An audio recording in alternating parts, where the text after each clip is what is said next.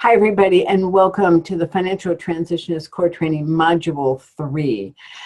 You know that we've gone through foundations and PMO and communication and transition traits, and now it's time for decision-free zone and the one-pagers and an introduction to the written case. And we're going to do these in 3 sections. The first section that you're listening to now will be on the decision-free zone, including financial triage. Now, I'd like to remind you that these on-demands are not the only way to prepare yourself to be a certified financial transitionist. The other thing that we're asking you to do is to read the course book. It will have far more information in it than we share on these on-demands. These on-demands are created so that hopefully the tool is explained well enough to you and the application is explained well enough to you that you can go forward and do the experience exercises before your next experience call. So I'd like you to go to the course book and go to part 3.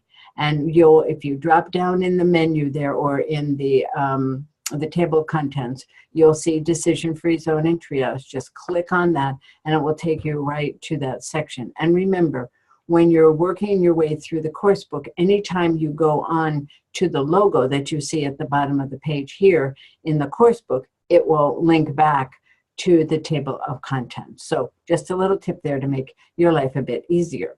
So let's take a look at this and remind you and remind me too that you've gone through the foundation of the financial transitionist body of work. You've been introduced to the stages of transition, the importance of mindset, the skill set of a financial transitionist, the protocol of a financial transitionist, and you've been introduced to 2 of the tools, purpose, method, outcome, and communication. The tools that you're going to be exposed to today and the ones that you have already been exposed to apply to all these life events that are here on the screen. These are universal, these are repeatable. They work extremely well with clients in transition, that's why they were created, but they also work very well for any client that you work with. This is real human side, good financial planning, wealth management. Remember that there are 4 stages: anticipation, ending, passage, and new normal. When you're working with a new client in transition or an existing client that is facing a life event, it's a good idea to go to the course book and reread the section on the stages and remind yourself what's important and what are some of the tools that you could do. It might give you an expanded view of what's possible for an upcoming meeting with the client. We also covered the importance of mindset. Again, this is more fully discussed in the course book, but a fixed mindset basically means that whatever it is, it can't get any better. Whatever the pros and cons someone sees, that's just the way it's going to be. Usually it's a negative, sort of limited way of thinking about things. Oh, when this happens, I always do this, or I'm not any good at this, or this won't work out because I just can't. Growth mindset doesn't really think about your capacity. It says in your head, the message to you is, I don't know how I'm going to do this, but I know I can. The hand that you're dealt with is really just the starting place. And the neurology and the psychology around this is really powerful. That's why it makes all the sense in the world for you to become familiar with how to do the mindset reset. Again, in the course book, or you can go back to the foundation module 1 on-demand training. That will help, but the course book will be your best bet for that. And what we're trying to do is help clients be responsive versus reactive. When someone is responsive, they can take a pause. They can think about what the best way to handle a situation would be. They have more of a flow experience when they're doing that. And they'll see stress as an enhancing experience. I know that sounds a little weird, but it's actually true. When you identify stress, maybe you or the client, you're helping the client identify a tight feeling in the stomach, in the chest, maybe something in the head. And that is caused by a fear and anxiety, an overwhelm. And rather than saying, oh, geez, now I don't have any capacity for what's in front of me, you can help people shift what they feel in their body into a starting place for figuring out new solutions, new possibilities, new process for going forward. If you don't have that built in to your comfortable conversation with people, clients can tend to be reactive. It doesn't mean they will, but they could tend to be reactive. And there's more struggle connected with reactive clients. There's no pause button. They just move right into it. And it's usually, or it can be, a pathway to some regrettable decisions. We went over the traits in module 2, so you should be familiar with both flow traits and the struggle traits. Keep this around and use the cheat sheet that is in the course book that lays out the trait, the behavior you might be seeing, and some suggested tools. Remember, this isn't a pure equation. When you see someone who's mentally and physically fatigued and you use decision-free zone, the tool we're going to talk about in this section, it doesn't automatically take someone away from the challenges that they face. It enhances your and their ability to manage it. But this is not magic bullet stuff. And as well as the tools have been designed, it's really about you and how you show up. You're using the tools so you can stay present, even in uncertainty and even in a bit of chaos. You can be a guide to your clients during that time. So it's how you use the tools rather than just knowing that the tool is there and is important. Remember that there are always 3 protocols that we use with clients in transition. You probably use this with all your clients. One is to always provide a safe space. That doesn't just mean manage their risk tolerance. It helps them with decision-making and commitments and with the challenges that they may be facing. So they don't just do things like, oh, just any decision is better than no decision, or I just can't do anything, so I will do nothing. You want to keep people safe when they're going through the months and years of transition. You want to have a habit of being able to bring them up to a balcony to get a bigger view of all the possibilities of the landscape that they are now in and see how pieces link together. It's a relief from dealing with the individual concepts, pieces, decisions, pieces of information. And we always want to give the work back. The client needs to learn about themselves. We want them to discover who they are now, what's important to them, what might no longer be important to them. Many of the tools that we do are co-creative, but the client really needs to come forward, whether they do the work at home or in your office, and participate with you. There are 9 tools in this core training. We are in module 3, and we will be addressing decision-free zone triage and one-pagers tools 3 and 4.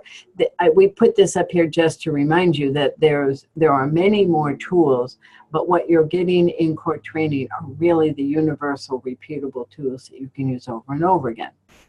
So, quick review: purpose, method, outcome. This was the first tool that you were exposed to in module 1. Purpose equals why, method is how, and outcome is what. So you want to know the real why behind a decision. What difference would it make if this commitment, this action were proper, this planning really worked out?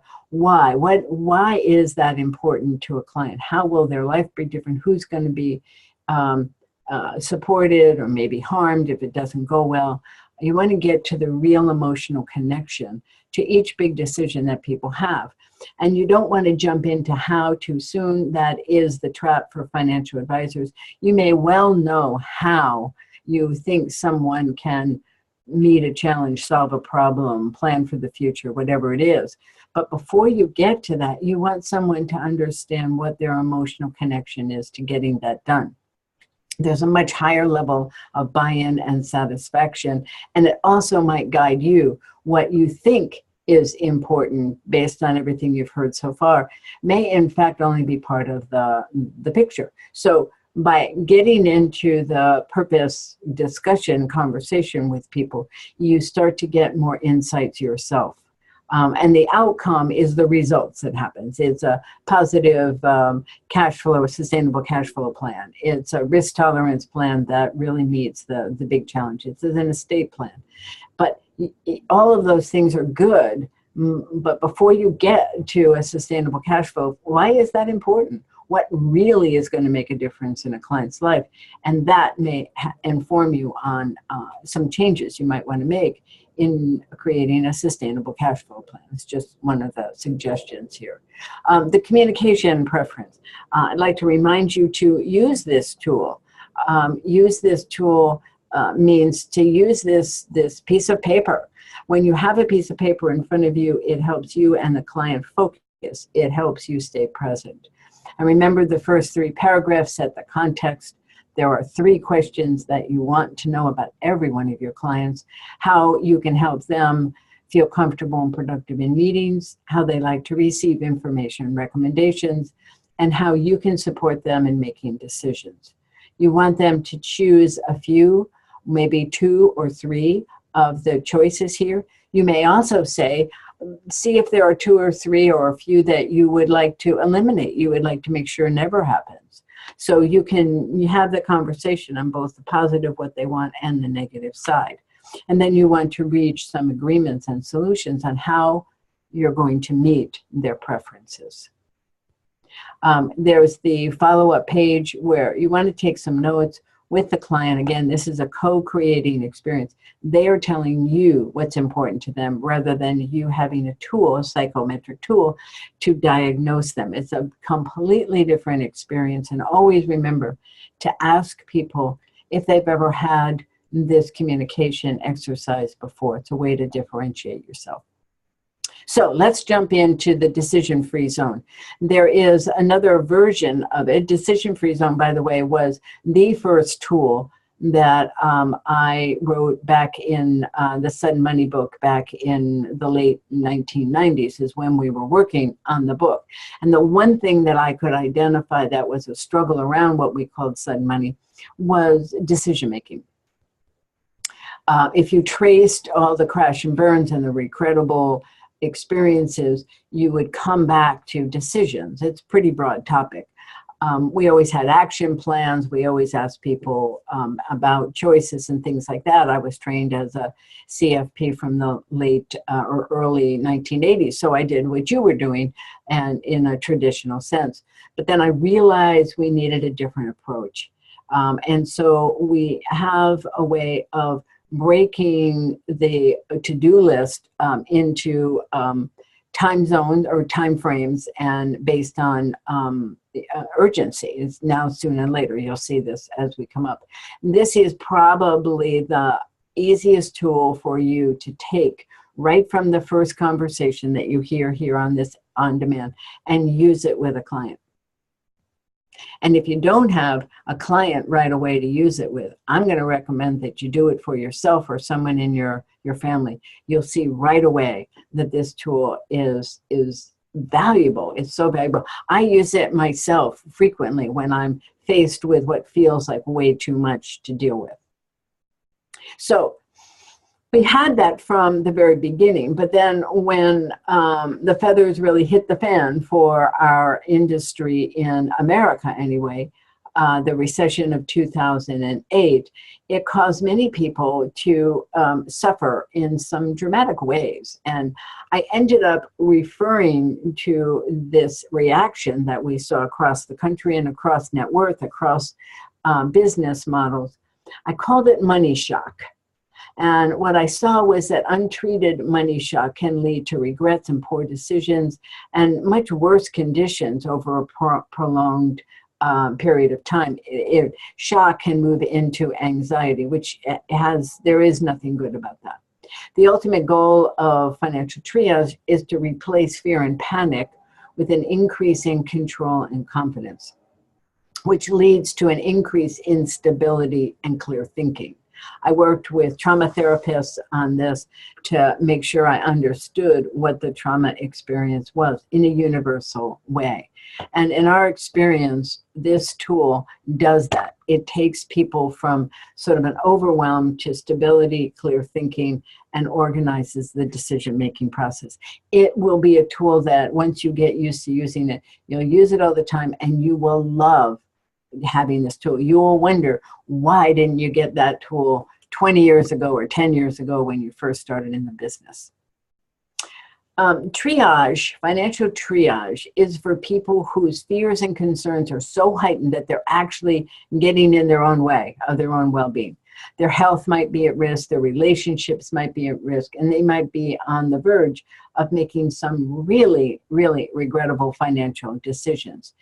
Typically, people in triage have narrow focus. They just look at one thing, or in 2008, it was the impact of the loss and the instability. So there were many things that people needed to look at or could look at that might have eased their experience, but they're locked in. They have narrow focus, and you just study narrow focus in the traits. So that is one aspect that you will see, one of the struggle traits. You know that you need triage prior to doing the decision-free zone if there are real questions that you can answer that will change the story in the client's head and will put them onto a path of stabilizing. When you hear yourself saying, well, if they would just, then everything would be okay. If they would just take their focus off this and pay attention to this or whatever. If you hear that in your head, that's a cue that you want to go to the triage protocol. So the triage protocol has steps to it. The first step is to normalize. And financial triage is really a structured conversation that you have with the client that has some open-ended questions, and then you want to structure how to move forward. So it's a structured conversation. You're asking the client to tell you a story of what's happened. Ask factual questions. Ask feeling questions. Let them know that you understand this is a tough time for them. You know how you can understand that they feel anxious about this or about that. You want to know what are they thinking about, who else is involved in the situation, and ask what their situation means to them, to their family, their business, and their health. So it's not just a quick answer and a couple questions and then you move into the exercise. The exercise is an exploration. It's curiosity. It's asking, listening. It's deep listening. It's affect labeling. Remember affect labeling from Module 1, where you were naming the behavior that you saw that was getting in the way. If you have more than one person, siblings, business partners, life partners, couples, you want to hear from both of them. In our experience, one is more affected, more narrow focus, needs triage more than the other, but it could be both. So you want to hear from both. So number 2 is you want to name what you're hearing. It's a version of affect labeling. We didn't know about affect labeling when we did this in 2008, but the trauma therapists did. And they taught us about the value of naming what somebody is saying. Frequently when people tell you a big story like that, there's a lot going on, but they don't always hear everything that they said. So your job at the end of the story is to say, this is what I'm hearing, and to start to make a list of what you hear them saying, and have them tell you more. Is this everything? Do I have it? Did I understand this right? So you're not diagnosing them, you're partnering with them, co-creating with them. And then when you have the list, you want to organize the list first by what is truly an immediate danger. There may be things that really are important to address that have broad or terrible impact. So you might need that. Or is it a possible threat to your well-being? Or is it an unlikely threat to your well-being? Many times what feels like immediate is really not immediate. It may not even be a likely scenario. We don't say impossible. We don't say unrealistic. We just say unlikely. So you have the list. You listen and normalize and say, you know, based on what you're going through, I can understand why you feel this way. That's normalizing. It would be surprising if you didn't feel like this. It's normal that you go through this. Second step is to name. Third step then is to organize. And when you're organizing, think of a piece of paper where you've listed the behaviors and the names and the items that were that came up when you did affect labeling and the naming in step 2. And then in the next column, you're noting if each one by one, is immediate, possible, or unlikely. So the second step, which would be the third column, and you'll see a sheet of this in just a moment, you have the list. You have noted, is it immediate, possible, or unlikely? Then the next part is, what can they do about it? Is there control? Can they exercise control? Do they manage, or do they just need to pay attention to it? So the fourth step then is to bring this into the decision-free zone format of now, soon, and later. And then you can also, when people are in need of triage, there's a shock value there. So you also want to encourage behaviors and exercises, something that could improve well-being. Sometimes there are things out of your normal work with people. You can collect information. We have information on different behaviors and thought patterns that can really ease the stress. So that would be number 5. So triage tips, you always want to hear more. It's a conversation. Hopefully it's face-to-face. It could be FaceTime and all that, but it's you would probably do better if you can see someone's body language. You want to answer, you want to refer to what they're talking about as something that you want to know about. So you want to say, tell me more. And if you're working with more than one person, give them each the opportunity. Even if one is really triggered by all of this and the other one isn't, let them both speak. And remember that when you normalize, you're not agreeing with them that the market is going to crash and they probably could lose their houses or whatever it is. You're just saying, I can understand why you would have those that confusion right now. And hold your client in high regard with respect. This is usually not their finest hour, and they may display some behaviors that's not as attractive as you're used to. And know that that's a human being that's struggling here, rather than someone who is maybe impolite or angry or whatever it is that is unattractive. Nice way to say that. So this is what it might look like. You might list the fears and then indicate, is it a possible, unlikely, immediate, possible, or unlikely threat to their well-being? And can they control, manage, or should they just pay attention? You could print this out and do it this way, or you can use a yellow pad and start it and then fill this in later. So the now, soon, and later would be the next step after you fill in those fears. I'm not going to go through what now, soon, and later means right now, because I'm going to do that in just a few minutes. But going from that triage page with the fears and with immediate, possible, unlikely, or control, manage, monitor is your next. The next step is to create a now, soon, and later. So here's a story.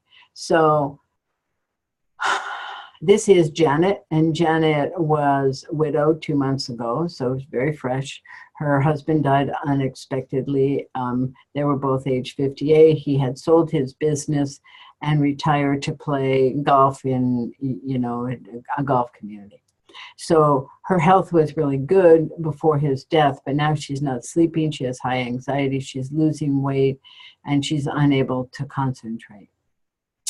On a social level, they recently moved to the golf community, And they have a home in the mountains that's been the gathering place for friends and family. So all their longtime friends and children live far away.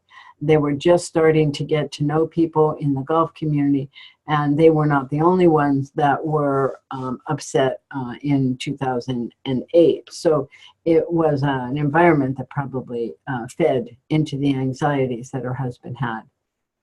So he had sold the business 18 months earlier. For the final 9 months, he was very negative about their investments, including the real estate that they had just bought. He was stressed about the performance of the portfolio, and it appeared to affect his life. He also regretted selling the business when the market was crashing. A lot of people who had once owned businesses felt even a deeper regret. She thinks that his heart attack was related to his regret in the performance of the investments, and she wants to sell everything and just hide. She wants to crawl in a hole and hide and not come out until everything is over, and she expects that everything will have been blottoed. She expects that she would lose her home, her mountain home, as well as all their money. She doesn't know much about investing, but she is certain that if the portfolio remains as it is, she will lose everything, because that's what her husband was saying. So the triage with her after the whole conversation, she was afraid that she was going to lose all her wealth. That was unlikely. She didn't have control, but she could manage it. It turned out that the majority of their money was invested in income producing. It was bonds and bank stocks in Canada, it turned out to be. Both investments classes did okay during that time. So she had 5 years of income locked in. Her husband was a pretty a risk-adverse guy at that point. Their IRA had a 10-year time frame, and that money was in the markets at risk. But her income-producing portfolio and her income was locked in. And she had 2 years of cash as well, but that wasn't what she could hear. So she was reacting. So it was unlikely and managed. She thought she would lose her new home. That was paid for fully, and the cost of carrying that home was built into the cash flow, which they had locked in for 5 years plus the cash. So she had control over that. The mountain home, the same thing. But her health was also part of this. And she could possibly lose her health. That's not unusual. She could have had stress-related heart disease and other things. So that was something that she could manage. So that's how that one's set up for her for the triage. Now, you don't want to leave someone here. You want to go into the decision-free zone. Now, a decision-free zone is a proactive time out from making any non-essential decisions. So think about that. A proactive time out from making any non-essential decisions. It's not a no decision zone. The idea is to isolate the few decisions that are time sensitive and most pressing, and all other ones are divided into soon and later categories. So in Janet's case, the now meant this week and this month. So it's very short term. That's very common for a new widow, just to think in day-to-day increments. And in fact, one of the things that Kathleen Reel advises us to say to a widow is not, how are you doing? It's, how are you doing today? So we think in short time frames. So for her, it was for her to confirm that she had 5 years of income. We have an Am I Okay worksheet that she could work through, but she had to really understand that that wasn't just words, that was real. She had to have a way of organizing bill paying, and her CPA had a bookkeeper for her. She needed to set up weekly contacts with the financial planner. So they set up a Friday morning call at 11 a.m. In these situations, the trauma therapist talked to us about exercise and socialization. So a small yoga class at her club, she was in a golf community, was the suggestion there. Something that was routine, it was social, it was a bit challenging, and it had a measurable effect. So, the stretches being done better over time. Outdoor exercise is usually on that list for ways to deal with this kind of trauma. So the idea was she did have a neighbor who had asked her about walking, so that's on the list. Take a walk with the neighbor in the evenings. And she had some changes to be made in the estate documents. But, that could be this month or could be later. So these were all proactive things that she could do to strengthen herself and her position.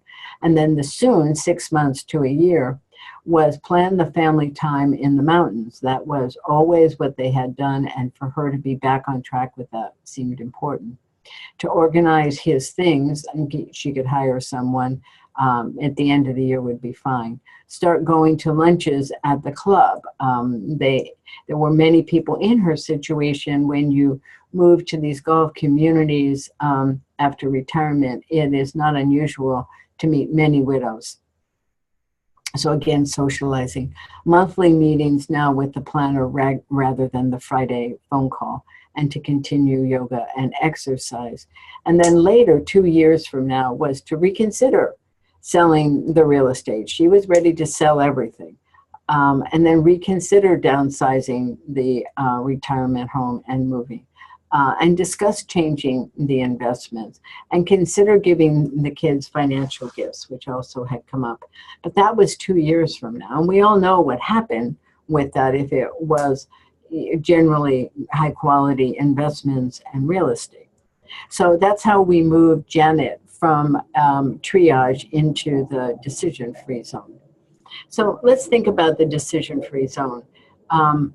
The financial transitions use of the DFZ, decision-free zone, as a primary tool for the ending stage. When you get tested on this material, one of the things that's asked of you are what are the most usual go-to tools for each stage. So decision-free zone, it's ending. However, part of the artistry is using it at other times as well. Anytime you want to decrease overwhelm and increase order. That's what happens with this. The DFC can be used anytime the client feels there's too much going on. There are too many decisions, or their decisions are too big and need some kind of other way of addressing them. The work of the DFC actually calms the client and helps them begin to see that important things can get done and progress can be made. It also helps them realize that not everything that they're thinking about and concerned about needs to be done now. The result is a sense of ease and relief. People frequently have a visible reaction. You can see them relax. Ask them after you've gone through this exercise, how do they feel now? Has this made a difference? It increases executive functioning. It increases confidence in themselves as well as in you, and increases their capability and the sense of calm. Remember, frequently when people are in transition, they know that they're not at their best self. They know that they have less executive functioning, that there's something off with their memory and their decision making. So they lose confidence in their ability. That's one reason that people will freeze up. So doing the decision-free zone lets people think and focus on one thing or two things at a time, and avoid that overwhelm. I think you'll love having this as one of your primary tools. The protocol is to begin asking what's on their mind, rather than asking them what they have to do. This does not start off as a to-do list. You want to hear the story, kind of like the triage. It's just that they probably are not having that tendency to be harmful to themselves and get in the way of their own well-being. So, and you make a list, you name, just like we talked about in triage, and then you sort and organize. And you sort and organize here by timelines and urgencies. So you prioritize by filling in the now, soon, and later on this one-page sheet. Make a copy for the client and create some action steps. Who's responsible? Maybe have a statement that they need to say to other people that basically says, thanks for being concerned. I have it under control for now. I'm not making decisions on that for a while. Just some way to let friends, family, other advisors, people that there might be some gifting to, know that there's a process that's going on and people are, the person they're concerned about is doing okay. So once you've done that, and then you're ready to help someone move carefully through their process step by step, I'd like to tell you about MJ. And MJ is a woman who owned a landscape nursery, and she loved it. She was really good at it. But her town needed that land for, was for a highway entrance to the airport. And after years of battling with an attorney for the town to get fairly compensated, she had a 2.5 settlement. So she's referred to a financial transitionist for investments. The attorney thinks this is cash. You need to have someone tell you what to do with this and invest it. Now, think about her stage. She has received the money. There is no going back. So she's in ending stage, even though it's been a long time. But now the money happens, and now she's ready to go into action, but she's on paper, but not in life. Traits: she is overwhelmed. She has mental and physical fatigue. She says that she is worn to the bone. She thinks about selling her house and buying a new house and moving far away, moving to another neighborhood. So she's all over the place. So that's inconsistent behavior. That's just a few to start with. She gets lots of ideas. She thinks about starting another business, buying an existing landscaping business, reinventing herself totally. So she's all over. And she wants you to tell her how to invest this money, because that's what the lawyer told her that you would do.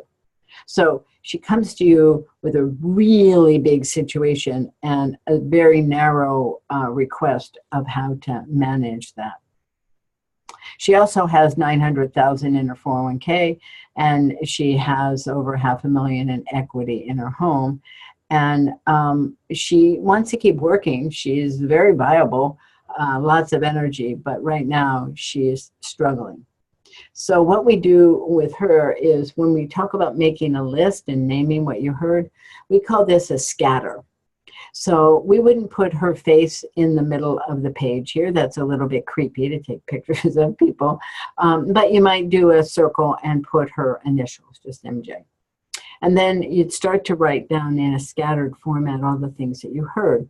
The reason that you do a scatter is because it begins to model what the person is feeling. This is all over the place. No particular order to the scatter. You want to hear if there's some more. Do you have it all? Did I really get this right? Once you get it all down, then you start to organize. And what we have done is we've created these thought clouds, which seems to communicate to people that you're hearing what's going on. This is the noise, the conversation that's going on in their head. And so we organize by, we use the shape, which helps people visually connect to the conversation. We use color, and we use placement. So everything to do with work and landscaping, all of that, whether she changed careers or not, is in purple on the upper left. Everything that has to do with housing is in green, and it's in the upper right. Then red is to do with the money and the health insurance, the technical kind of things. In the course of having this discussion, you find out that there's more. You find out that she is not finished with getting divorced, that she was married and her husband thought that there was probably a payoff that he could share in, either with the settlement of the eminent domain or in her parents' estate. He knew that her parents had money and that they weren't well, so he was dragging his feet. She had no energy to deal with that at all. So as you get into this conversation with people, more can come out. So when you go from there, you need to then get into a list here. The now, soon, and later comes up. So what is now? What are the things that have an urgency? If they're done or not done, what are the things that would be harmful for her? So buying a new business with a lot of her cash might not be her best deal. She had no idea what she was just kind of talking about it. So on the now list was to stop thinking about buying, but explore the landscape business options. Just get to know it. What she did, by the way, is she took a job with a company that she was pretty sure that she would buy. And by the way, within 3 months, she hated it. And she decided that she never wanted to be in the business again. So that was good. It saved her from buying something for $1.5 million or whatever it was, and then having to unwind that. She needed health insurance. She needed to delay the home decision. She needed more time to think about that. She did have an offer and some contract on the parents' home, so selling that was pretty obvious. She put the settlement money, she really wanted the settlement money to be invested, so it was put into a separate short-term guaranteed kind of account, so at least it had a place. There was a consolidation that could happen with her retirement accounts, and she could probably continue the divorce proceedings and amp up the pressure to settle. That's a fair amount on this, but a lot of it was things not to do. Taking the house off the plate, buying a business off the plate, getting some help in finding health insurance, help in settling the divorce, and so on. In the soon category, she had plenty of time to run the numbers on the rental property from her parents to decide if she wanted to do that, to learn more about investing. The setup was that her cash account distributed a set amount of money every month. So she simulated a paycheck, which had not been regular for quite a long time. So she had 1 year of expenses she knew was coming out of her cash accounts. And the idea was to spend time to explore and give herself plenty of time. Take courses if she wanted to. She could start to do house repairs if that's what she wanted to do, but not selling quite then. And then later, after a year or two, it was to really implement a long-term investment plan, take vacations and things like that if she still wanted to. People don't always have a lot of comfort when they're in this state of anxiety over what to do.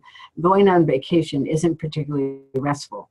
It's actually a little more confusing. So we kind of like them to just slow it down where they are and then get ready to take that vacation in the future. So this is the sheet that we use with clients. It explains the decision-free zone as a proactive timeout for making any non-essential decisions. The idea is to isolate the few decisions that are time-sensitive and most pressing. All others are divided into the soon or the later category. And then you see here that we have a sentence for each of the 3 timelines here. For now, we say actions that you feel are essential and need immediate attention. You could also note who needs to do them or who you need to meet with, or timelines. The soon actions or items that are important to do, but they don't have the same urgency as the now list.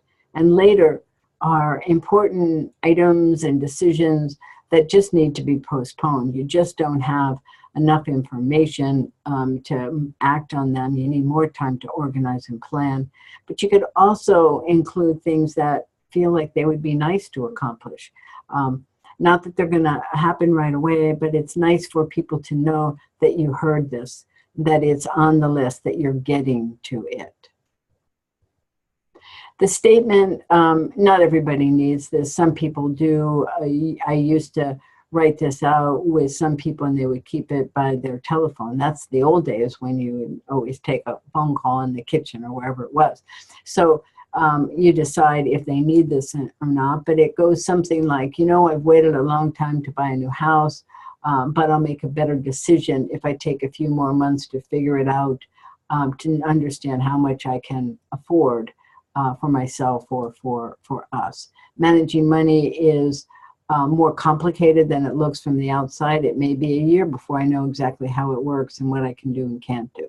So you get the gist of that. If you need to do one of those things, have a conversation with the client so you really know who's being addressed, and you might need more than one DFZ statement. So the coaching tips are to avoid calling this a no decision zone. That just doesn't work. People don't like to be told no.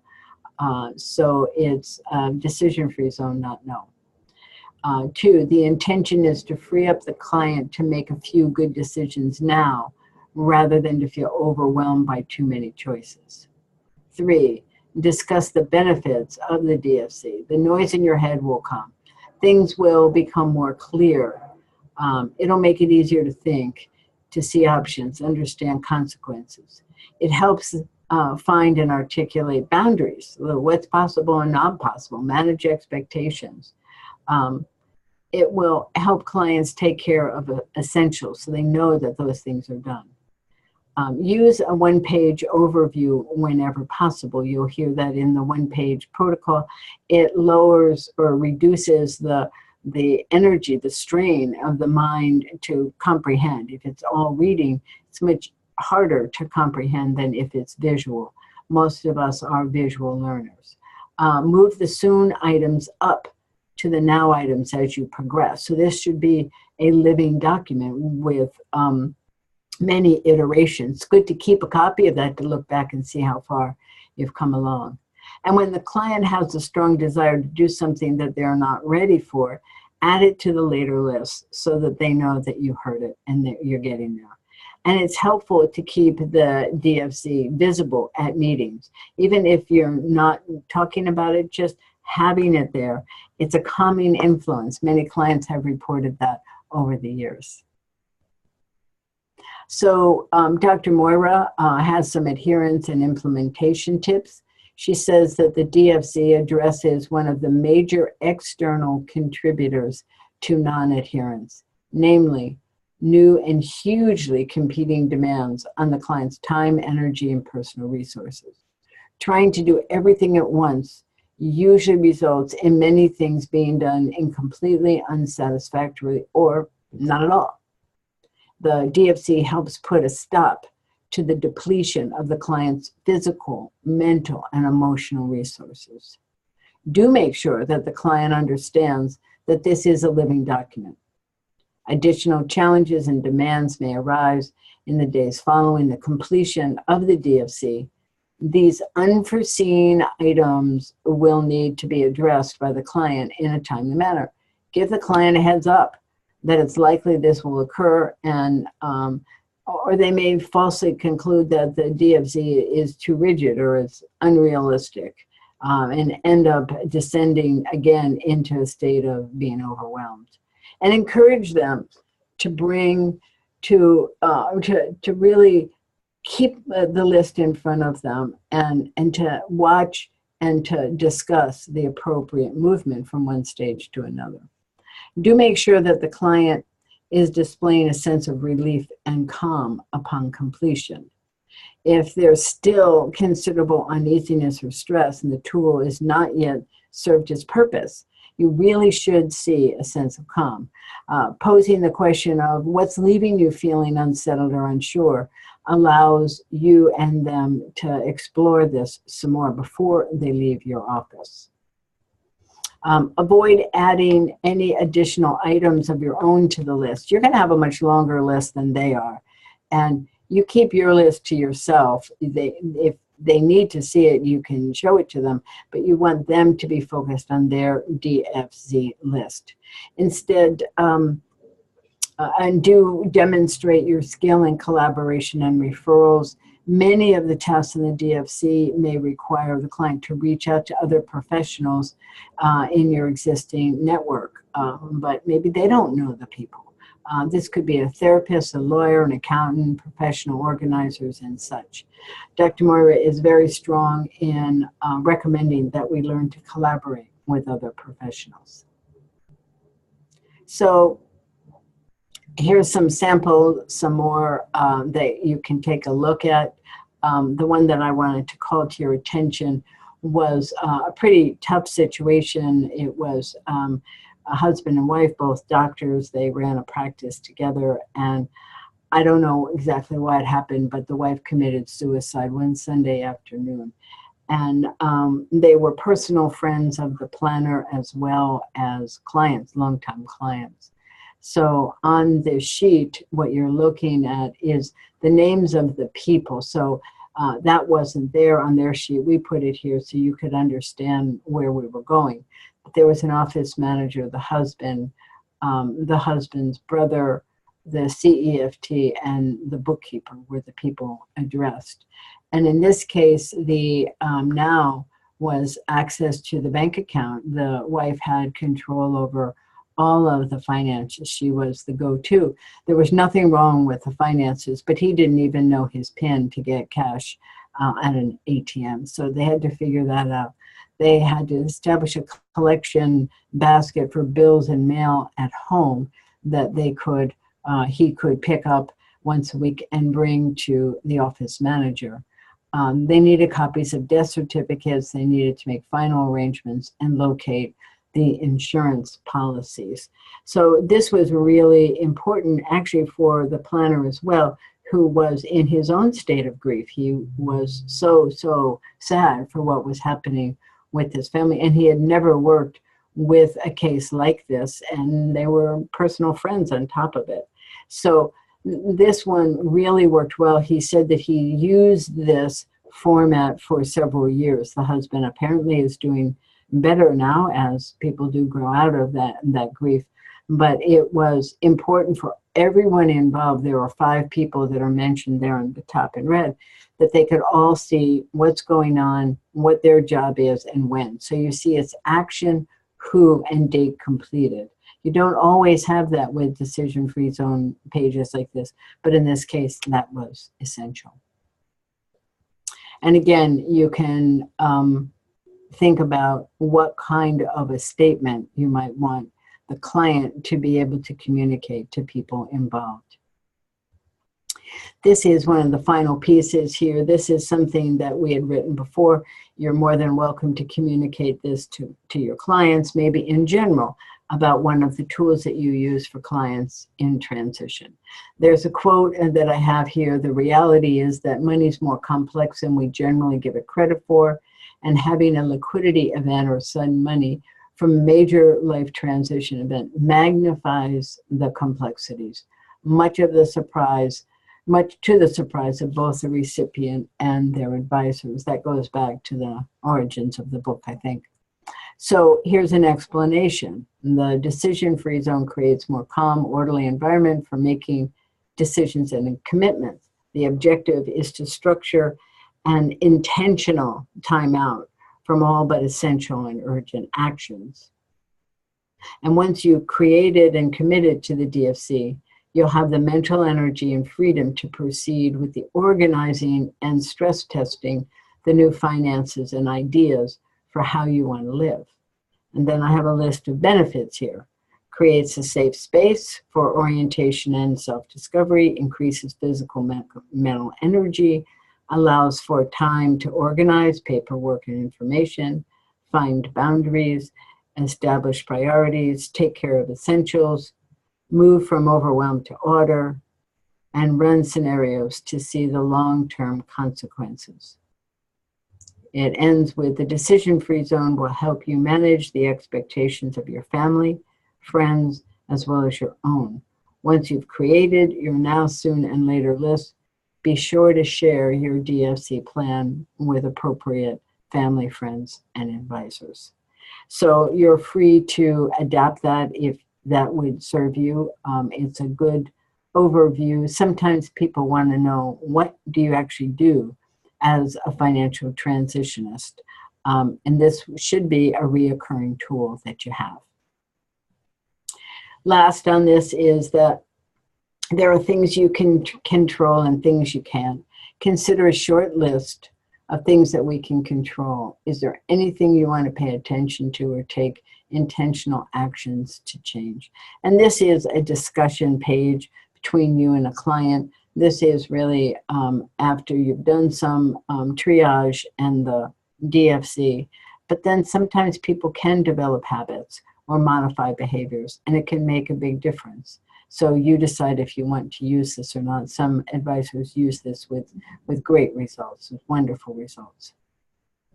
So I leave you with the decision-free zone. What you see on the page is the beginning of the one-pager tool, and that will be the next on demand that you have to listen to.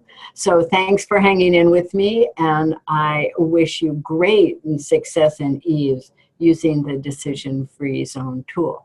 Be well, everyone. Bye for now.